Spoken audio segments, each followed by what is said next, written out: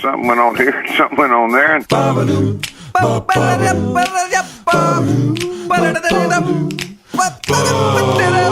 this time on TNT, We saw Bruce. we met Gord. And we visited Letterkenny. That's all coming up right now on TNT. Hello. TNT 113, doo-doo-da-da-da. TNT 113.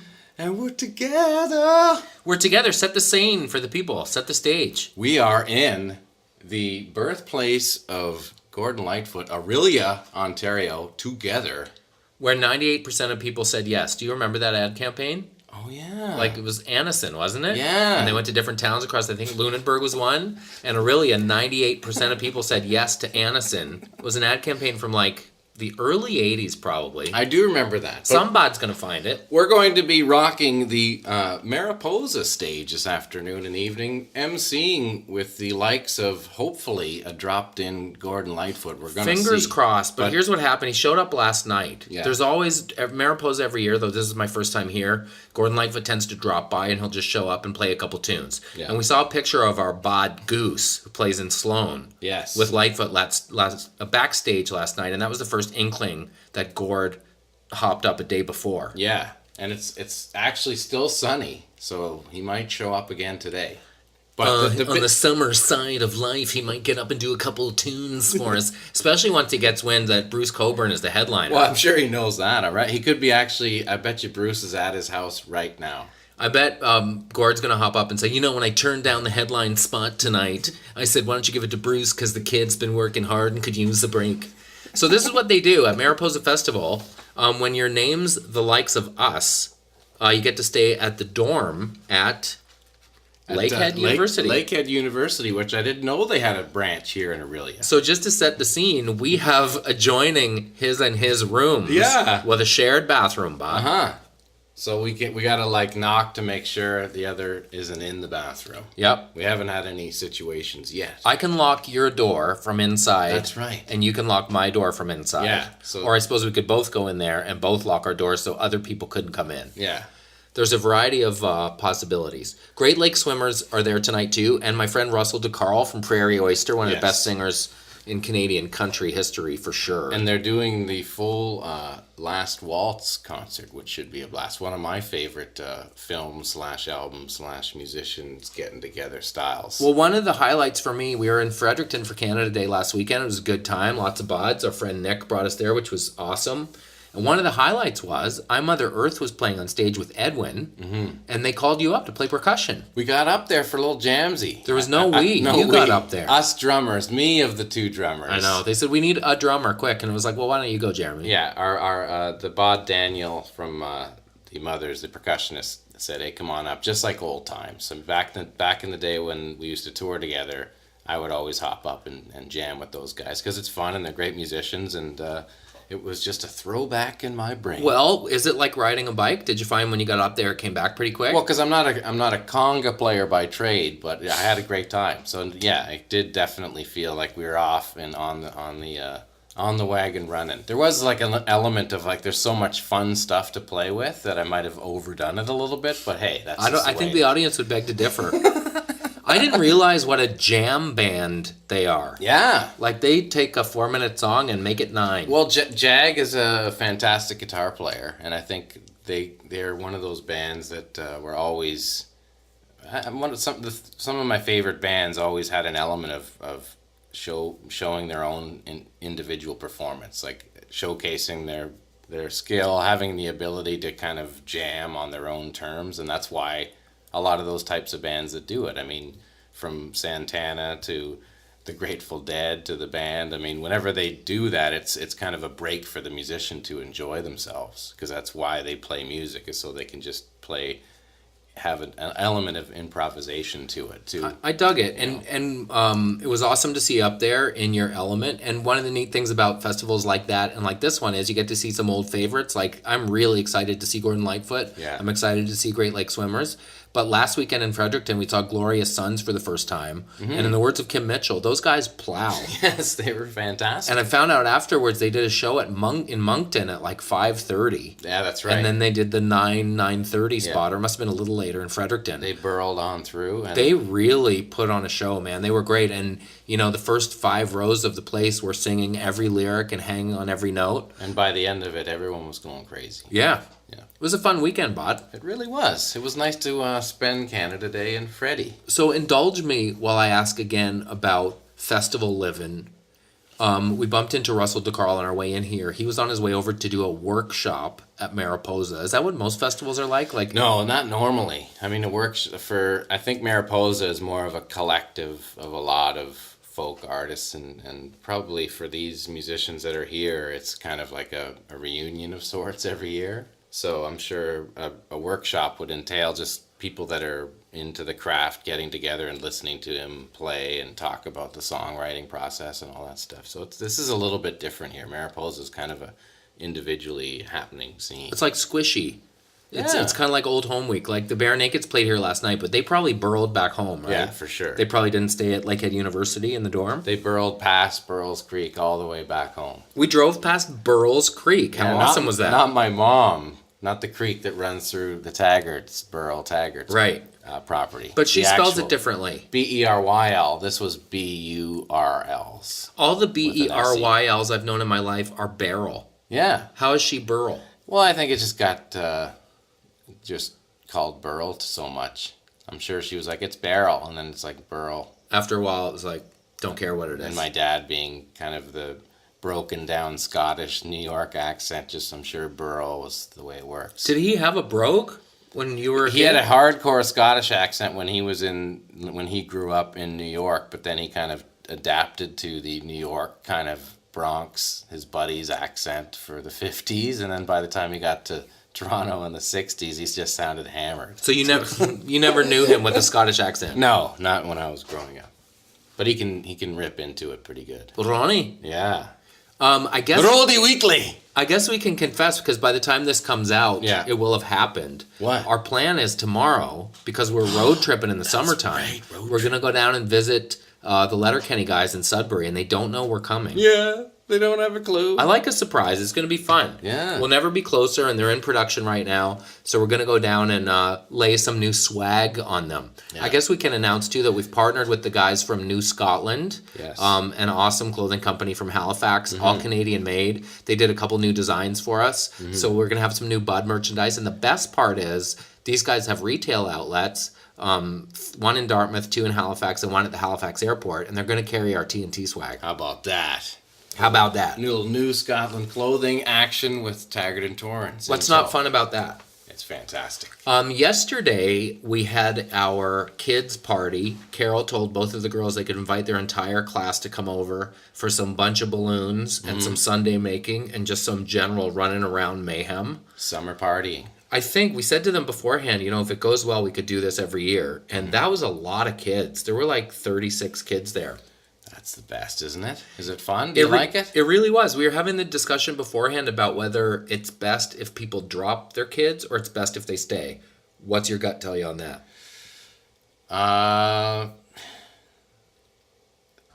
You need a few hands. You can't just have one person doing it. So usually a few parents is great, but sometimes too many parents is not great, because if you have like the helicopter folks just kind of always getting involved or telling other kids what to do around the kid. And then you feel like you have to entertain the parents. Yeah, but I think a small group of people watching them, because, kids usually just want to have a good time. We had lots of backup with other adults and stuff. But boy, I am always surprised at how unafraid I am to be that guy who's like, what's your name? Put the balloon down. You're not listening to me. Yeah? I can be firm, Dad. I think Can folks... you? Big time. Well, no, but what about when kids are getting out of hand? Because my son Jack gets hanging out with his friend, and they kind of get that thing where, and he's older now. He's 9, but I get the eye rolls now in front of his friends. Yeah. Uh-oh. So it's like, how do you? And when they're being kind of persuaded into the "don't listen to your parents" thing. What do you do? I don't know. I'm right in it. I'm on it. What am I gonna do here? Do you shut it down? I'm trying, but it's hard. It's really difficult to get their attention or to try and get them to stop not listening. Well, I know nothing stings more than you're showing off. I remember the couple times my mom threw, you're showing off at me, and that hurts. But now I'm getting that thing where you say something like that, and they look at you like, okay, geez. Like, oh, old man, like, whatevs. Like, forget it. At 9, the whatevs are kicking in? Yeah, like that thing of where I say something, and it's like, there's nothing I can say that sounds cool or hip right now. Like, I'm totally the dad mode. Like, I'm stuck in dad joke.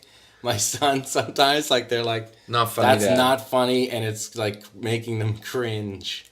And it's like, I'm like, I can't, it happens to everybody. It doesn't matter if your dad's Richard Pryor. They're going to think you're just lame. Cringing out. Yes, it's unbelievable. I think the eye rolling is a bit hard to take. Though. It is. The eye rolling and the sigh. Yeah. Like you don't understand anything. They were jumping in the trampoline, and his friend was telling, kind of like acting like, okay, get the ball. Okay, you can go, to me, like telling me what to do. And I'm like, okay. I said, I don't play that stuff. You can't do that. But they weren't listening. So I'm in this is a summer thing, a project. I am always surprised when I spend time around a group of kids, and I don't know why, because you think, oh, they're kids. Kids are adorable. Kids are great. But of course, just like any group of people, some kids are annoying. Some kids are lippy. Some kids are sweet. Some kids are quiet. And it's hard to police that stuff. Yeah. But I do go by my house, my rules. Yeah. Like, not in a jerky way. I don't think anyone would have left saying that guy's a jerk. But I definitely shut stuff down when it started to get out of control. We'll see how this goes. But because my son is just not like that normally. So we're going to try and steer the ship back. You let the first couple slide? Yeah, I might have to be like get the fuck out of my house. To your own kid. No, not my own kid. The other kid. I had an exciting thing happen in my life this week. And it was because... we've been going to soccer every Monday and Wednesday with both girls for the last month. And Shug's played before, so she gets it. But this is Indy's first summer playing soccer. And it was like on Wednesday night, like the object of the game kicked in. And she was like, oh, I get it. And she started taking the ball from people and running it down the field. And she scored her first goal. Nice! Yeah. And I wish...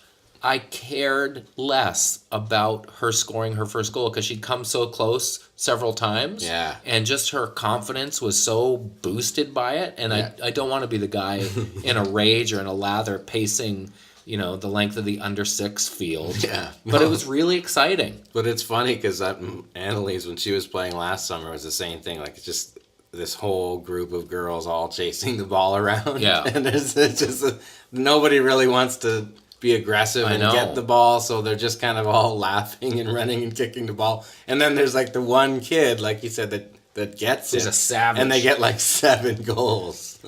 Well, it's interesting you should say that because that seems to be the case there's in 1 or 2 Indies kids. League 2 who are just firing on all cylinders. Yeah, they get like 7 goals, all of them. But in a way, it is counter everything you teach them as parents. Like...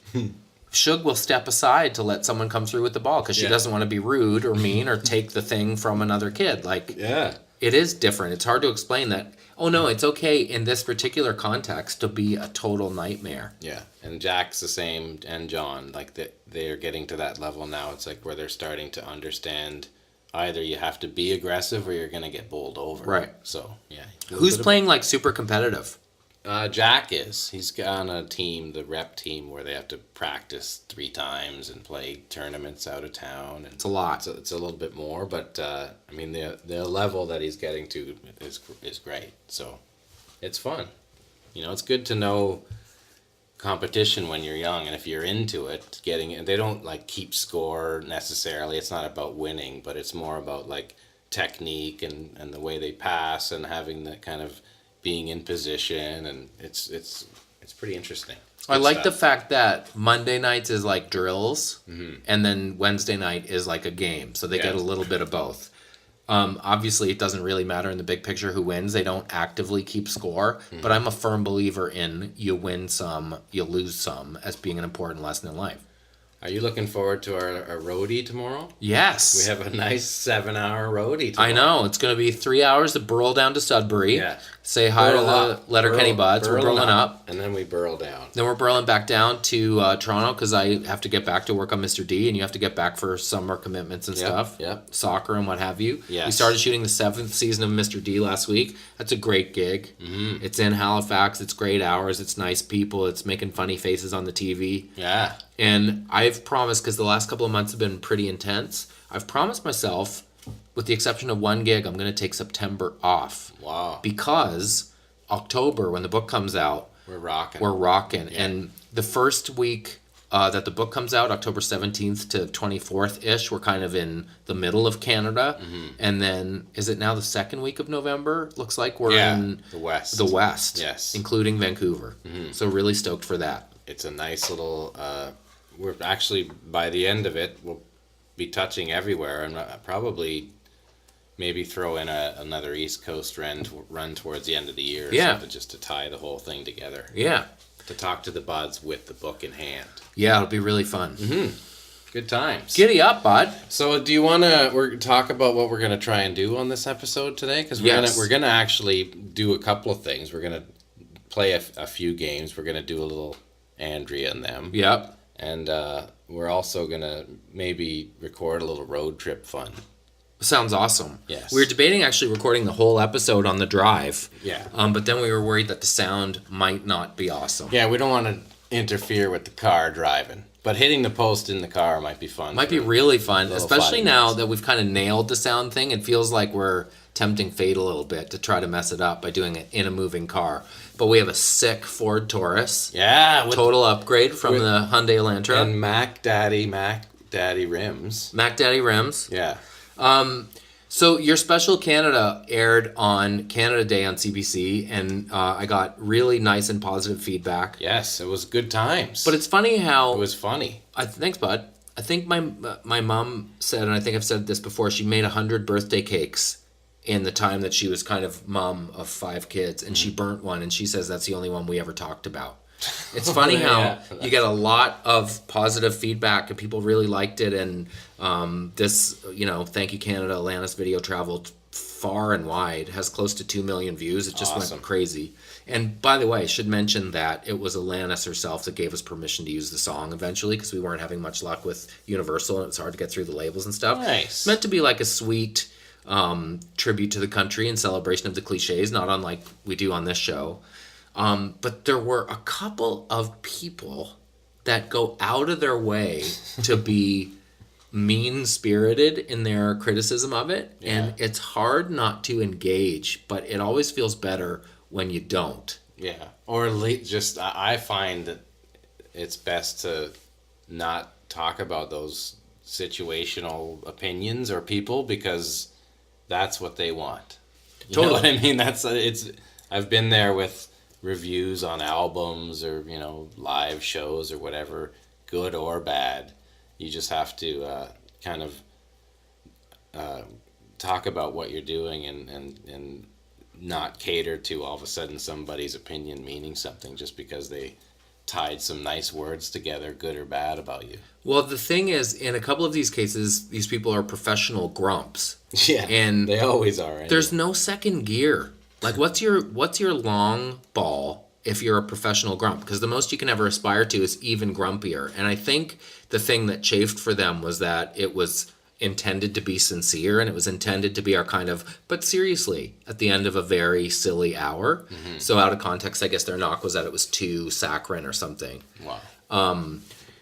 But I feel bad for those dudes in a way because it must feel awful to ingest everything from the standpoint of what's wrong with this? What can I rip apart about this? How can I dissect this in a way that is satisfying? Well, it's like sports journalism. It has to kind of have some anger, or there's something wrong with somebody, right. Or they're a cancer in the locker room, or there's always some tinge of the personal opinion of the writer that sells the papers or gets people clicking on the websites generally.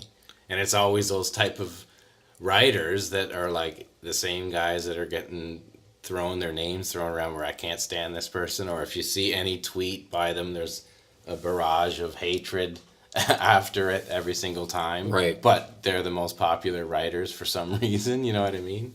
Well, So it's also a better story. Yeah, exactly. I watched this thing, it wasn't bad, isn't a real story. It's easier to rip something apart than to kind of give it credibility or try and, if you enjoy it, to talk about it. People, for some reason, don't care about that. So if a record came out and it got reviewed badly, what was your move? Would you contact the person directly or engage or just... No, I never really cared unless it was a personal attack, you know what I mean? I mean, it's...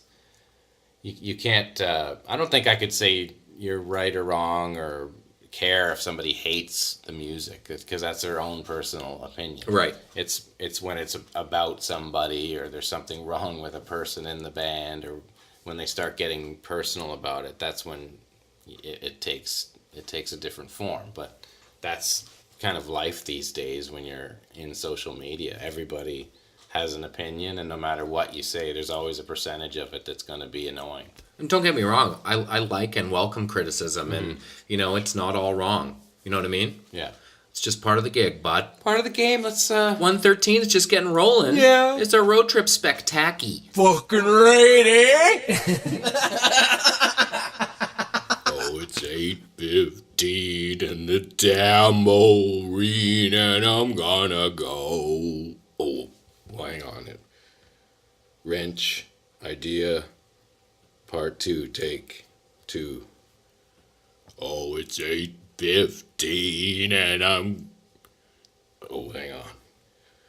Oh, it's 8:15 and the tambourine, and I'm gonna go.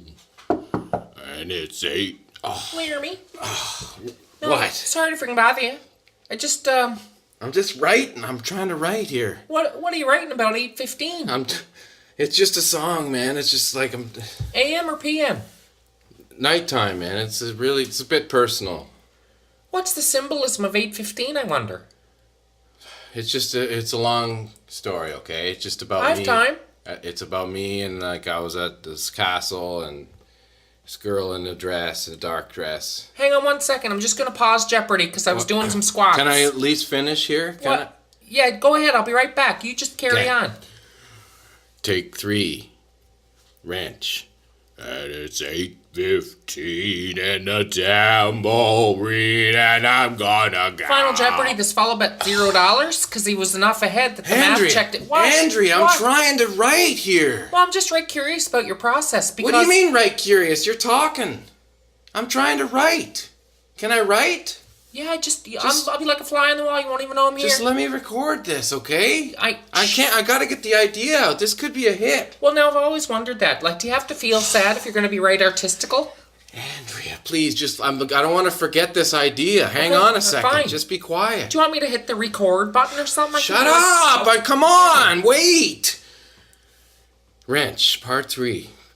Take 3. Ever artsy, like you're... 8:15. You're right upset. And a tambourine, and I'm gonna go. The hairs in the back of my neck are sticking right up. Andrea, come on, man. But it might be because the air conditioning's broke. I can't do this anymore. Like, I gotta do this. I have a show at Sneaky D's this Friday.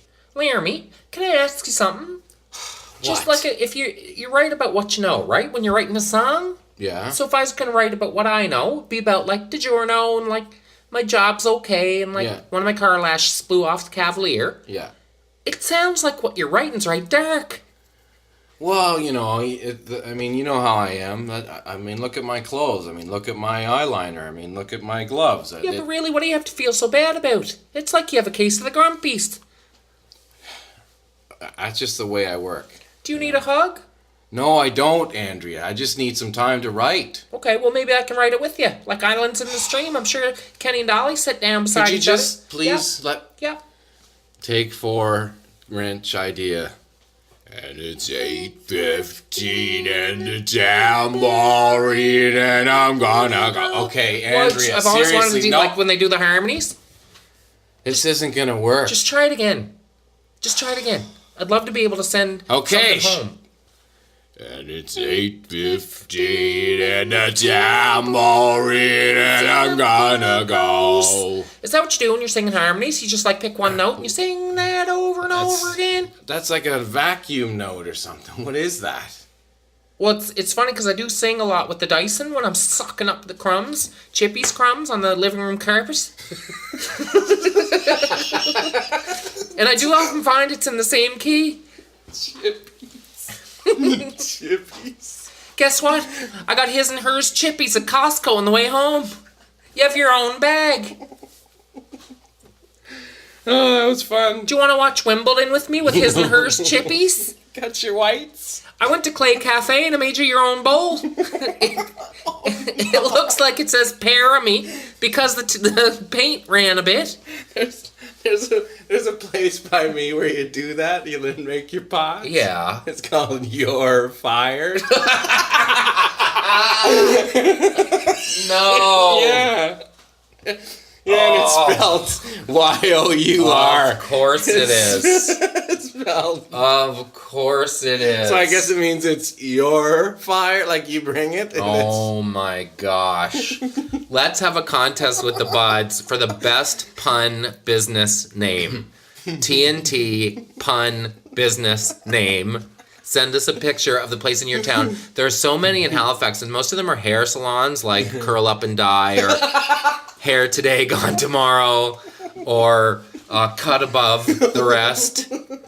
Pun names. They're the best.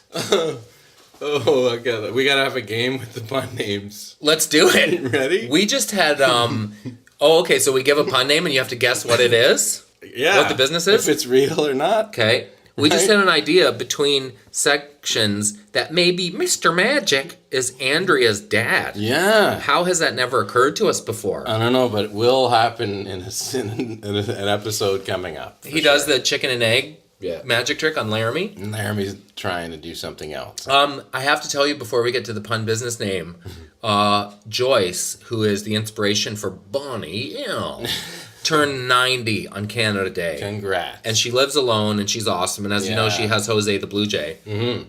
Jose the Blue Jay had a wife, and they have 2 kids, and they've all since left the nest. Mm-hmm. But Joyce buys cashews at the bulk barn and crushes them up so they come back all the time. And the Blue Jays are so comfortable with Joyce now, they will land on her head. Wow. That's the upside. But she says she's been giving them ground up cashews. Yeah. Well, wouldn't you do that? Big time. So that's the upside. The downside is she's washing her hair a lot more because she's not sure what the Blue Jays might be bringing with them when they land on her head. Oh, yeah. But does that not say a lot about somebody, that Blue Jays are comfortable enough around you that they'll land on your head? She's a beauty. She's a beaut. Sure. I love her. Okay, pun names. Yeah. I think, here's what we do. I think I should look up the best pun names, and then you have to guess if it's a real one or a fake one. Okay, but we should take a break before we start this. Okay, let's do it. Yeah, okay, hang on 1 sec, bods. Let me ask you this right quick, you know what I mean? Let's play the new game. Shop or sham? Shop or sham? We'll give each other names of a business, and you have to guess if it's a shop or a sham. Yeah. Who's going first? I'll go first. Okay. Okay, you ready for this place? Yep. Shop or sham? Larger than life, plus sizes. Larger than life, plus sizes. That's got to be a shop. It's a shop.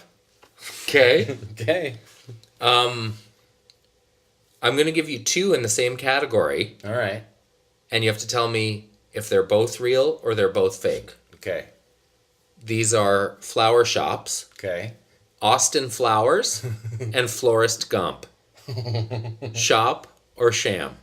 Austin Flowers? And Florist Gump. Florist Gump? Florist Gump sounds fake, like sham.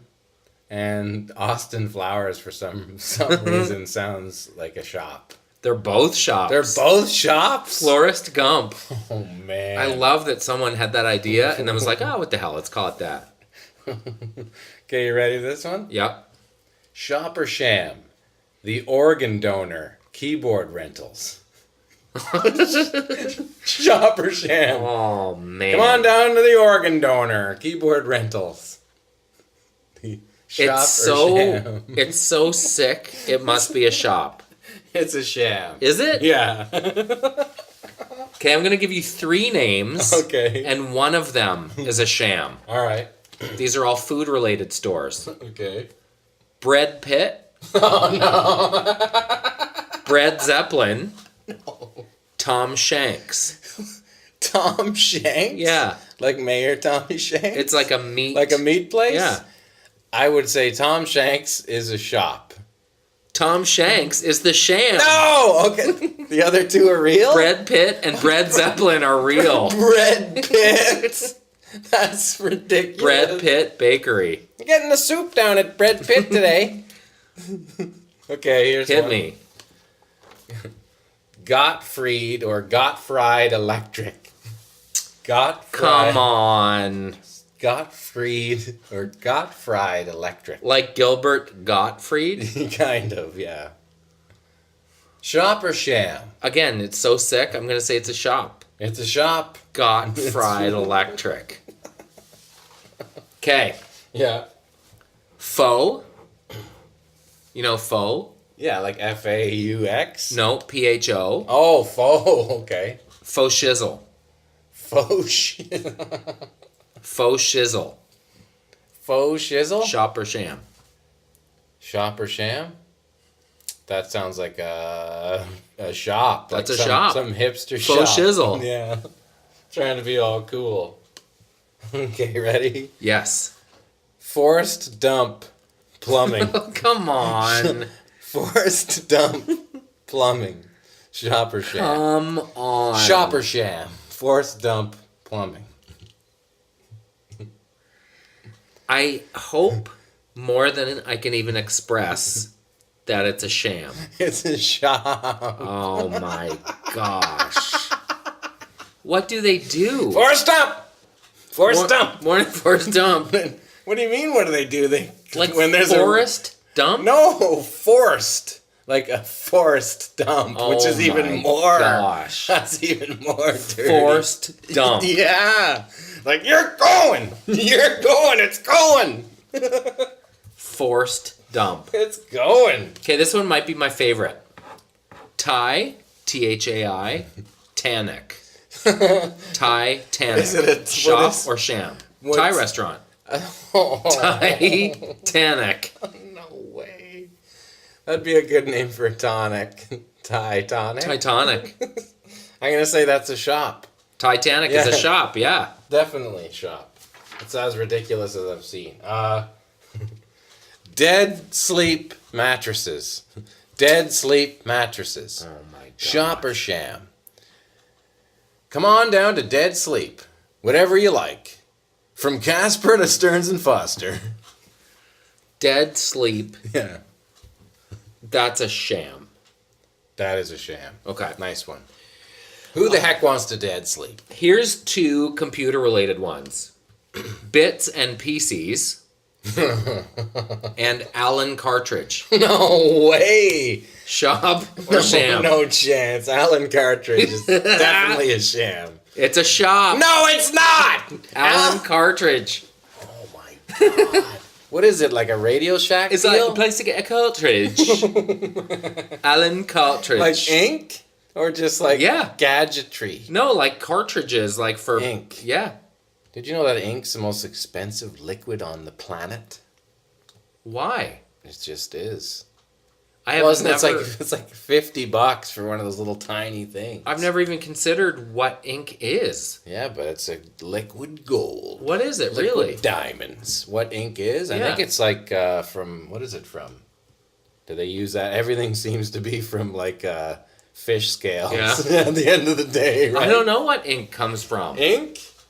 Is it drained out of the, sired out of the brain before death? Or out of a coral reef. Yeah. Because I learned doing this thing at the Global Strategic Maple Syrup Reserve that a barrel of syrup is worth more than a barrel of oil. I didn't know Wow, that's cool. that. Okay, you ready? Yeah, ink. Is it from squid? We'll have to go to the Google on that one. Tow truck company, Okay. Camel Tow. No chance. That's a sham. That's too greasy. That's a shop, bud. That's a shop. Wow. Imagine the logo. Imagine yelling at the Camel person toe. in there. Call Camel Toe. What? Camel You guys Toe. took my car. Ready for the last one I got? Yes. Belt Buster Subs. Shop. Sham. Belt Buster. I went with the real simple, like you could see it on on King Street in Alliston. You really could. Come on down. Here's the speed round. Shop or sham? Java the Hutt.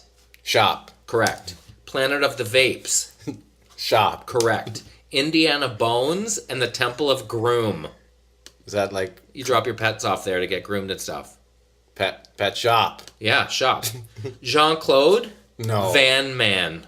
What is it? A van He's guy? like a guy who like moves stuff in a van. No, he doesn't. Jean-Claude Van Man. No way. That's Is a it shop. It's Donnie, the popular girl guy.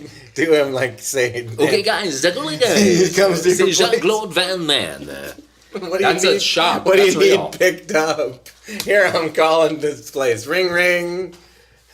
Hello, Jean-Claude Van Man. Hi, Jean-Claude. I have. This is he. I have some stuff in my garage. How much does it weigh? It's about I don't know, 600 pounds. Do you have the measurement? Yeah, for sure. It's 16 by 4 Inch or centimeters? inches. 16 inches by 4 inches? Are you gonna start? You should call Force Dump. You're gonna start singing perfect. Sorry, can't be perfect. Okay, Okay, good. sheer lock combs. No, Sheer lock combs. That's a shop because I That's a would shop. go there. 2 more. Okay. Pita Pan. No, that's a shop. That's a love it. shop. Love it. Last one. Okay. Specs in the city. Optometrist. It's not. It's a shop for sure. That's a shop. It is. Shop or Sham is my new favorite You don't game. even have to make them up. Specs in the city. The real ones are better. I know, that's the thing. But send us your pun business names, hashtag TNT pun business names, and a brand new New Scotland TNT t-shirt Is coming your way. is coming your way. Let's Let's take a break on TNT 113. We have all kinds of fancy sizes too. You're not kidding. And the necks, if you like the scoop, Specs the V. in the city. We'll be right back. Crunch, crunch, crunch, crunch. Thanks a lot, baby. Get out of here. Don't let the door hit you on the way out. Crunch, crunch, crunch, crunch. And we're back. This is not a drill, bots. We met Gord. Yes, we met Gord. We're driving home in the car, so bear with us with the hum that you might We hear. finally cracked the sound nut, Yeah. and now all of a sudden it's going to be a little boomy. Yeah. But we just had to report live from the field. Yes. In 24 hours, starting yesterday afternoon, we hosted Mariposa.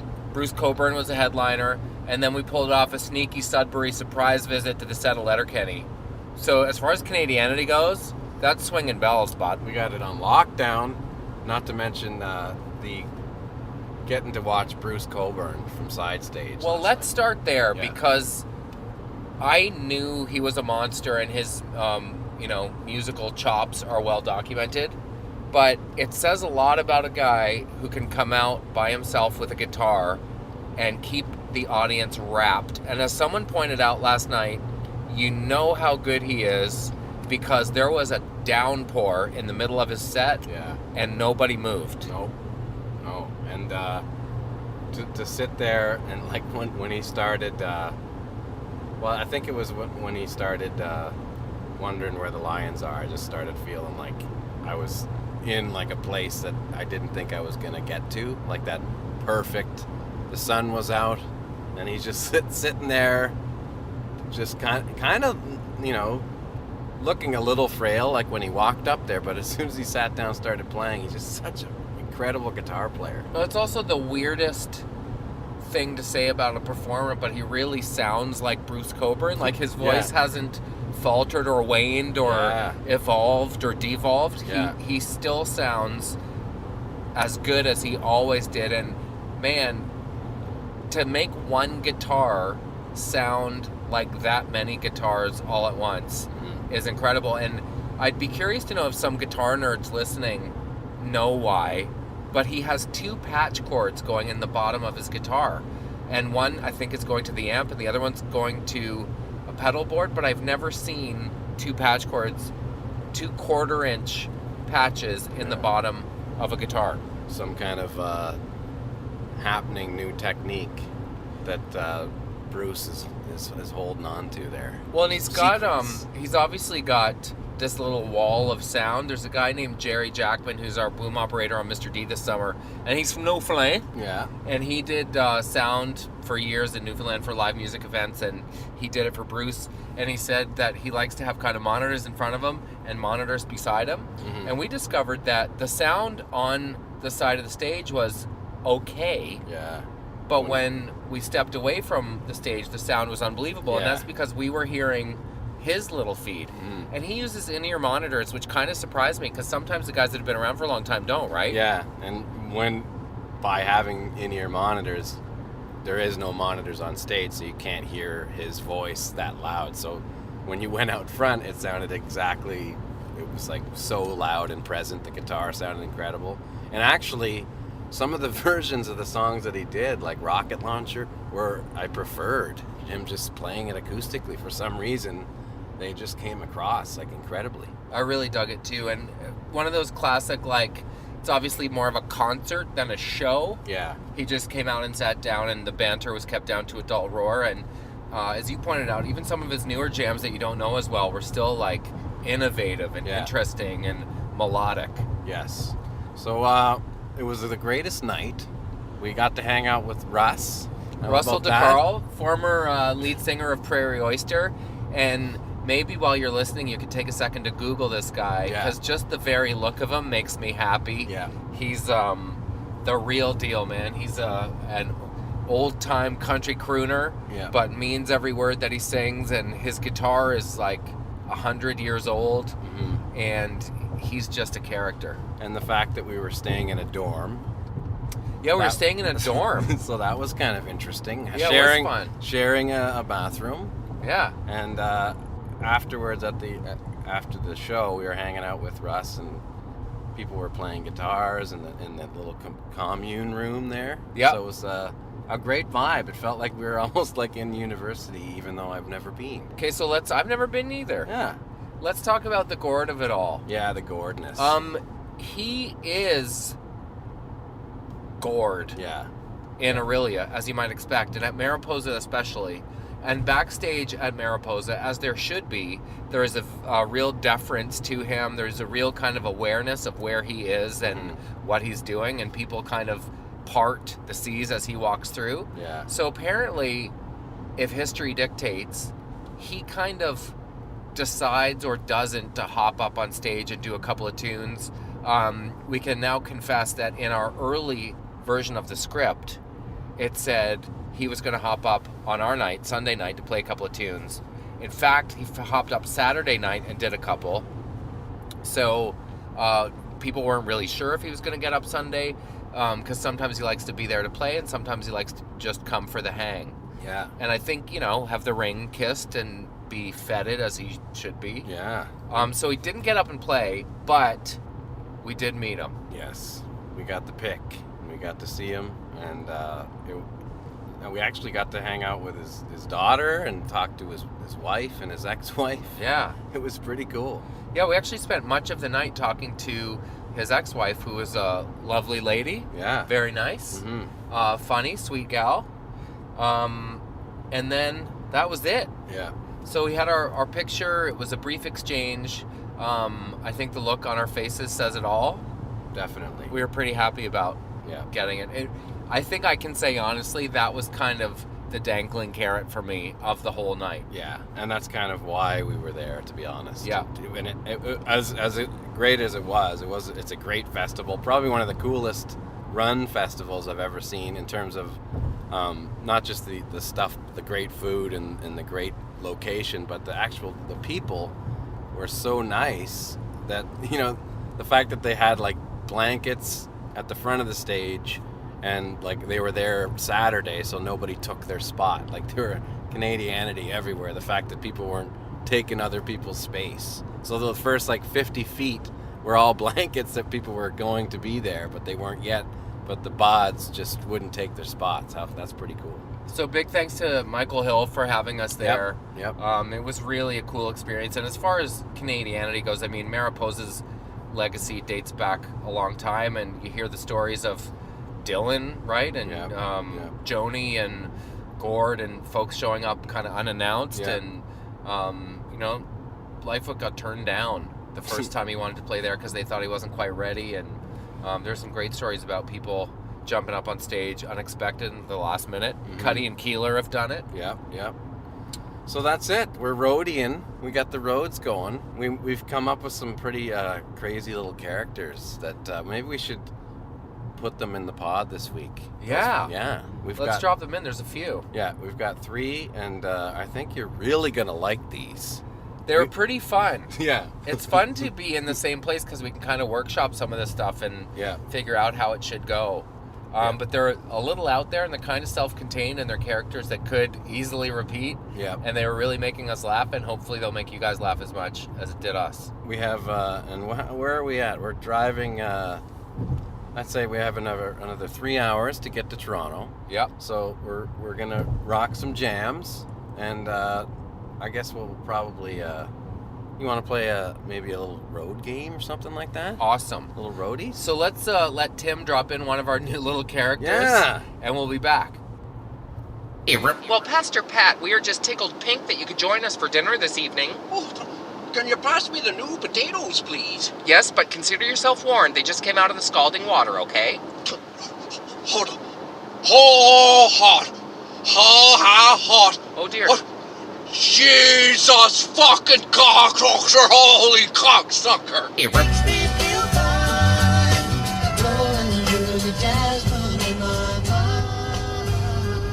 That's a Summer Breeze by Seals and Crofts. It's 94.4 The Dock. It's Jer Bear and Colleen. Yeah, how you doing, Colleen? Oh, well, it feels like the middle of the afternoon to me. I've been stuck in summer traffic breeze, just exhaust fumes, because as you know, Jer, when our contracts came up for renewal, you asked to be transferred to this station, which is closer to your cottage, and that works out great for one of us. It sure does. I'm not in a position to buy a place close to here, so Micah and I have chosen to stay at the duplex in which we live, 2.5 hour drive away.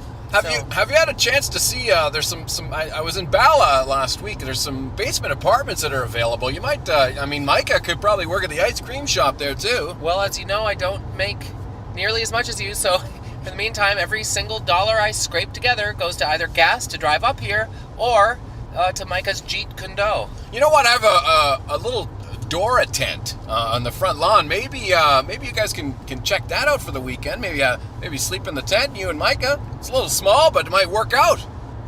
That's exceedingly generous of you, Jer Bear. Unfortunately, we have some commitments this weekend. Micah is trying out for his school's badminton team. Really? Yeah, so I guess we'll see how many hours it takes me to get home tonight so I can pick up Micah at the Sitters. You know what? That's sweet. Very sweet. That's honeymoon sweet. Let's get some wave babies on the dock. 99.4.